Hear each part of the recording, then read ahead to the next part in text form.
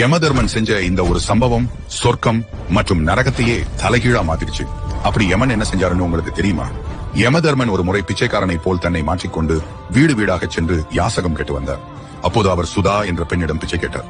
சுதாவும் அவளுடைய குழந்தையின் கையில் அரிசியை கொடுத்து ஒரு கைப்பிடி அரிசியை தானமாக போட்டாள். சிறிது நேரம் கழித்து ராதா என்ற மற்றொரு பெண்ணிடம் யமன் பிச்சை கேட்டார். ராதாவும் அவளது குழந்தையின் கையில் அரிசியை கொடுத்து தானமாக போட்டாள். அதன் பிறகு காலம் கடந்தது. பல ஆண்டுகள் கழித்து சுதாவும் ராதாவும் இறந்து யமலோகம் சென்றனர்.